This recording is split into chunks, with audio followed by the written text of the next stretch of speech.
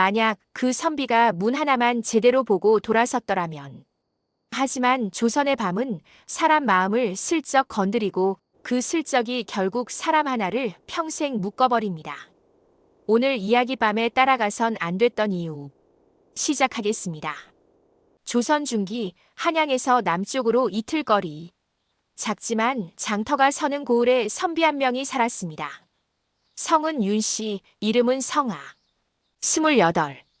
과거는 번번이 미끄러져 낮에는 서당에서 글을 가르치고 밤에는 혼자 글을 읽는 그런 사람이었죠. 성아는 남의 일에 관심이 없었습니다. 고을 사람들이 말했습니다. 윤 선비는 참 점잖다. 남의 소문엔 귀도 안 기울인다. 그 말이 맞았어요. 그날 밤 전까지는. 그날은 후텁지근했습니다.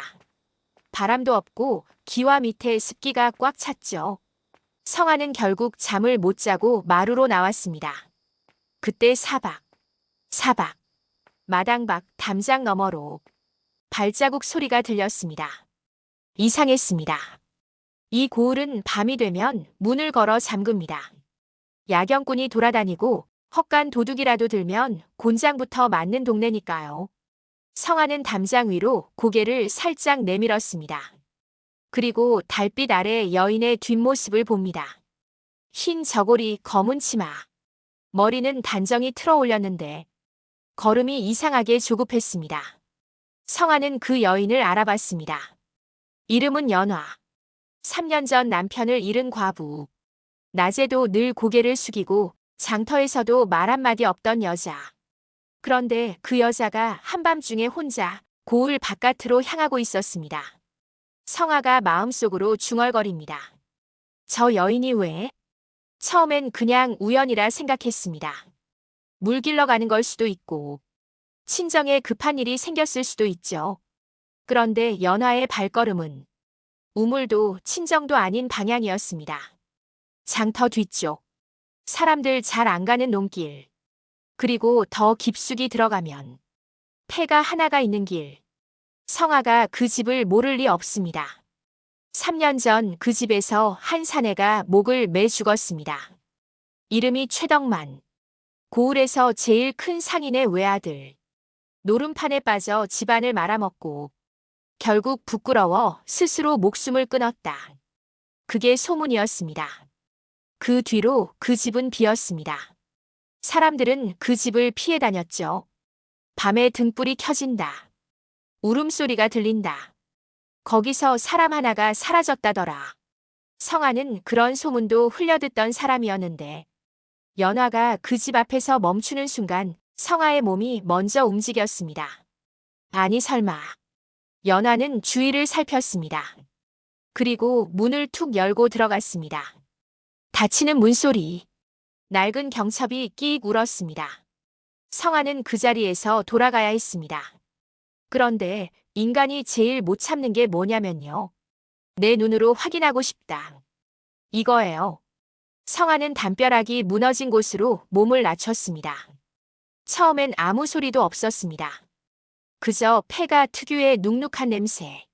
나무 썩는 냄새가 바람에 실려 나왔죠. 그런데 남자 목소리가 들립니다. 왔느냐? 성아의 숨이 턱 막혔습니다. 연화의 목소리도 들립니다. 오늘은 늦었습니다. 낮에 듣던 그 연화가 아니었습니다. 목소리가 낮고 어딘가 굳어 있었어요. 남자가 말합니다. 늦으면 벌을 받아야지. 그 말투가 장난처럼 들리는데 정작 분위기는 장난이 아니었습니다. 성아는 손바닥에 땀이 차는 걸 느끼며 문틈에 눈을 가까이 댔습니다. 그리고 봅니다. 방 안에 등불이 하나 켜져 있고 남자가 앉아 있었습니다. 그 남자의 얼굴을 보는 순간 성아는 정말로 몸이 굳습니다. 그는 죽은 줄 알았던 최덕만이었습니다. 여기서부터가 진짜입니다. 최덕만은 죽은 게 아니었습니다. 그는 죽은 척하고 숨어 산 겁니다. 왜? 단순히 노름빛. 그 정도면 도망치면 됩니다. 잡히면 곤장을 맞을지언정 죽을 죄는 아니죠. 그런데 덕만은 관아의 돈을 건드렸습니다. 당시 관아에는 세곡과 은전이 모입니다. 마을에서 거둔 세금, 군량, 잡비. 덕만은 관아 창고를 관리하는 아전과 손을 잡고 돈을 빼돌렸습니다. 그걸로 노름판에서 한 방 뒤집으려 했죠. 하지만 그 한 방이 망했습니다. 돈은 날아갔고 아전은 살려고 덕만에게 뒤집어 씌웁니다. 저 사내가 혼자 훔쳤습니다. 관아 돈 횡령. 이건 그냥 죄가 아닙니다. 목숨이 왔다 갔다 하는 죄예요. 그래서 덕만은 자기 아버지 그 부자 상인에게 매달립니다. 아버지는 외아들을 살리려고 미친 짓을 합니다. 시체 바꿔치기. 당시엔 전염병이나 떠돌이 시신이 생기면 신원 확인이 허술한 경우가 있었습니다. 아버지는 얼굴이 망가진 시신 하나를 구해 덕만의 옷을 입히고 급히 장례를 치러버립니다. 우리 아들이 부끄러워 목을 메었다. 사람들 눈은 장례의 울음소리에 가려졌고 관아도 이미 죽었으니 끝으로 정리됐습니다.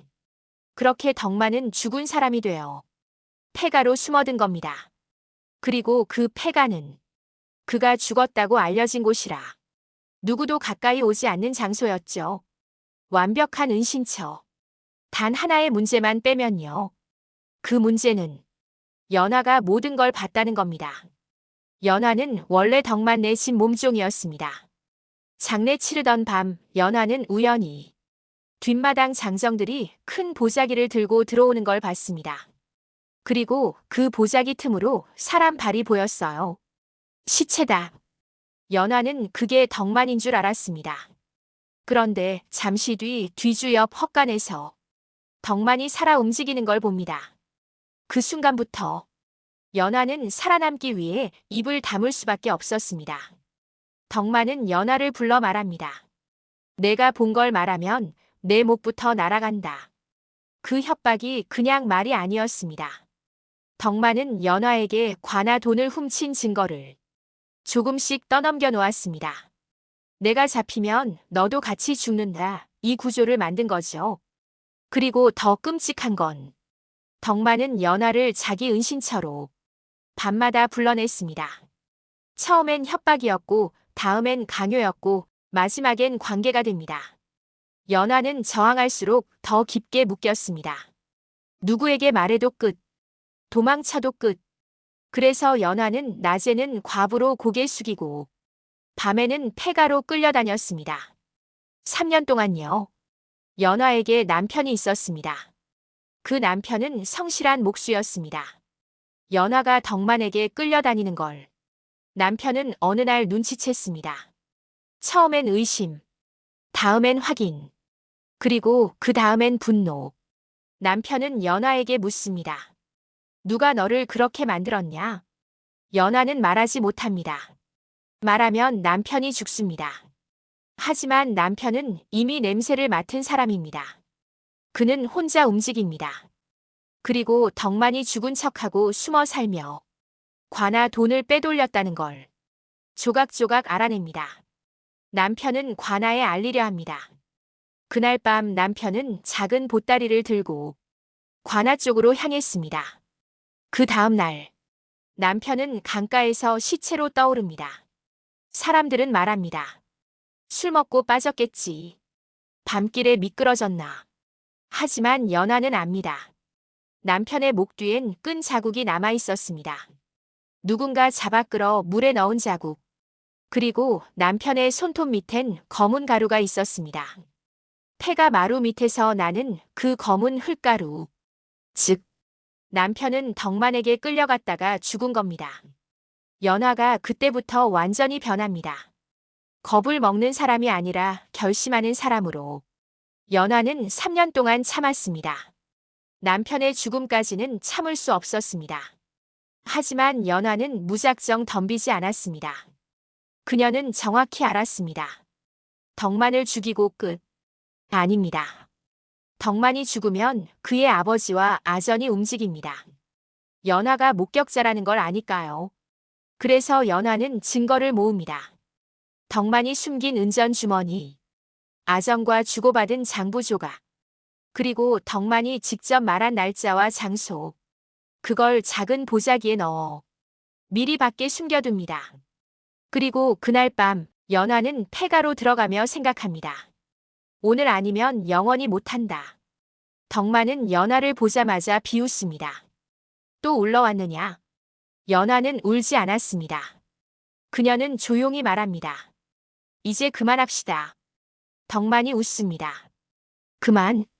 내가 나를 배신하면 어떻게 되는지 알지? 연화가 말합니다. 남편을 죽였으니 이제 끝내겠습니다. 그 순간 덕만의 눈이 변합니다. 내 남편.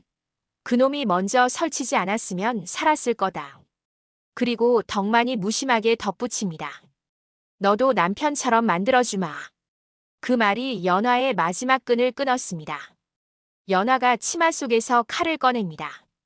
부엌에서 쓰는 작은 식칼이 아니라 사내의 갈비 사이로 들어갈 만큼 길고 얇은 칼. 남편이 쓰던 목공 칼을 갈아둔 겁니다. 연화의 손이 덜덜 떨릴 것 같죠? 아니요. 손은 오히려 너무 차분했습니다.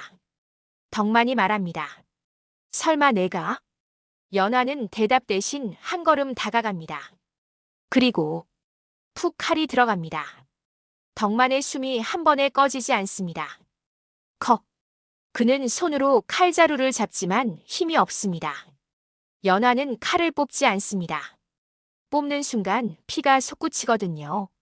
그녀는 그대로 밀어넣고 덕만의 귀에 속삭입니다. 남편이 어떻게 죽었는지 느껴보세요. 덕만은 몸을 떨며 바닥에 무너집니다. 성아는 그걸 문틈으로 봤습니다. 그 순간 성아는 자기 다리가 아닌 것 같았습니다. 달아나야 하는데 소리라도 나면 끝이라. 숨도 쉬지 못합니다. 그때 덕만이 바닥에서 피를 토하며 웃습니다. 너만 알고 있는 줄 아느냐. 연화가 멈칫합니다. 덕만이 떨리는 손으로 문 쪽을 가리킵니다. 저놈도 봤다. 성아였습니다. 연화의 고개가 천천히 돌아옵니다. 문틈 밖, 달빛과 어둠 사이, 성아와 연화의 눈이 정확히 마주칩니다. 그 눈빛이 정말 무서웠습니다. 살기라기보다 이제 너도 엮였다 그 표정. 성아는 그 순간 깨달았습니다. 내가 본 건 살인만이 아니다. 죽은 사람이 살아있었던 비밀까지 봤다. 여기서 성아가 살아남는 방법은 하나뿐입니다. 침묵. 다음 날 아침 사람들이 폐가 근처에서 핏자국과 이상한 발자국을 봅니다. 누군가 관아에 알리려 하자 갑자기 아전이 먼저 나타나 주변을 막아섭니다. 여긴 들어오지 마라. 짐승이 죽었다. 짐승? 사람이 죽으면 짐승이라 부르지 않습니다. 그 말 하나로 사람들은 더 입을 다뭅니다. 그날 밤 연화는 사라집니다. 단 한 가지 흔적만 남깁니다. 성아의 문 앞에 작은 보자기 하나. 보자기 안에는 장부 조각과 은전 몇 잎, 그리고 쪽지 한 장. 입을 열면 당신도 저희 남편처럼 됩니다. 성아는 그날 이후 입을 닫습니다. 관아에 말하지 않습니다. 고을 사람에게도 말하지 않습니다. 그는 그냥 그 고을을 떠납니다. 몇 해 뒤 다른 고을에서 과거에 급제했다는 소문이 돌지만 그가 다시 밤길을 걷는 모습을 본 사람은 아무도 없습니다. 조선의 밤은 어둡습니다. 하지만 더 어두운 건 사람이 숨기는 죄였고 더 무서운 건 귀신이 아니라 살아남으려는 인간이었습니다. 여러분이라면 그날 밤 그 여인을 따라가셨겠습니까? 아니면 평생을 지키는 침묵을 택하셨겠습니까?